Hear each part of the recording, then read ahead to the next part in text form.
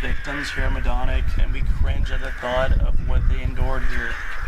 It is estimated that 300,000 to 350 people's lives were ended here, and we remember the victims of the Holocaust and the horrors of what the prisoners here, young and old, experience at this very camp today. The inmates of Medonic comprise people of 54 nationalities from 28 different countries. Approximately 45,000 prisoners were taken from Medonic and sent to camps where their lives ended. The Soviet Army liberated the camp on July of 1944. The following is an excerpt from the Judith Becker, a survivor of the camp. Shoes are the most important thing you owned. If you owned it in the camps, because if you didn't have shoes, your feet got sore, and once you had sores on your feet, they didn't heal. You couldn't keep up the pace, and you might as well have died. You were finished. In Medonic, they took everything. Everything, I mean. The rings were cut off, earrings were pulled out of their lobes, every orifice was checked, all our documents, everything was taken away from us.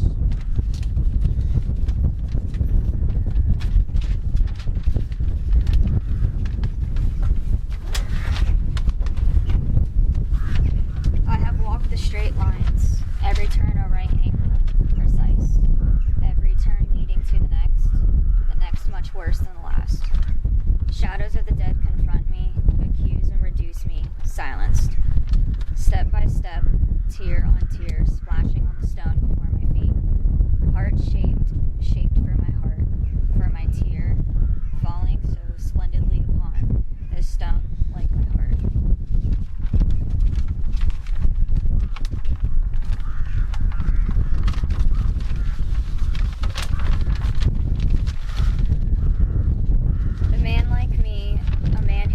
Turned on the gas and watched, a task complete, returning to rest and comfort, and leaving behind the Verderning grist walls.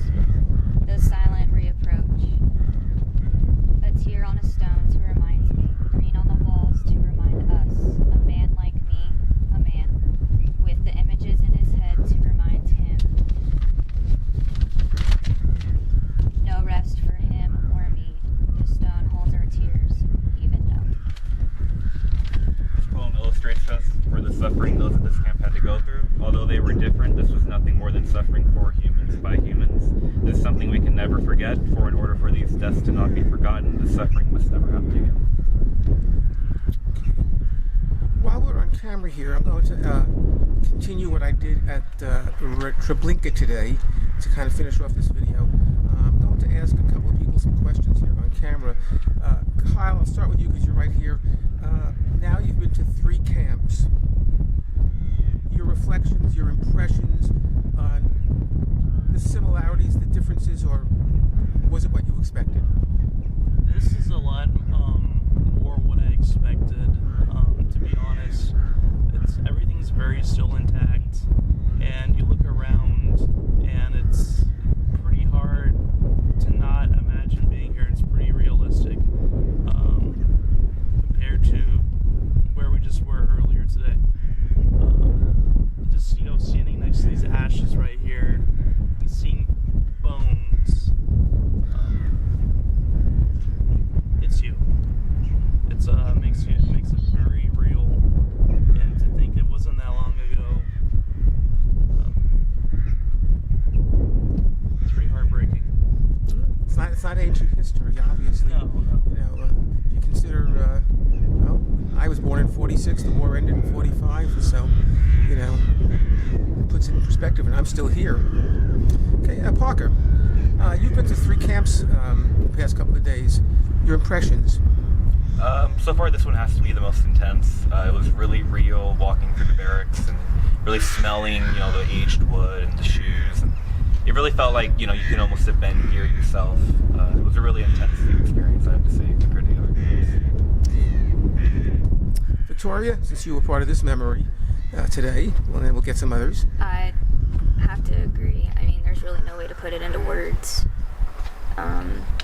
It's definitely the biggest one we've been to so far. But I thought, when I first walked into Sachsenhausen, I was just like, wow.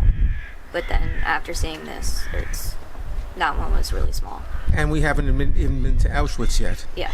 Right, which is the reason why I always leave Auschwitz for the last, because it's kind of a build-up gradually to the worst. I'm going to go over here and speak to a couple of other people who are on this trip here. Ashley, if we don't get everybody today, we're going to get more people tomorrow and so on. Ashley, give us your reflection so far on what you've been seeing these past few days. It's intense. It turns my stomach when I look out and see all those barracks and imagine how many people's in every single one.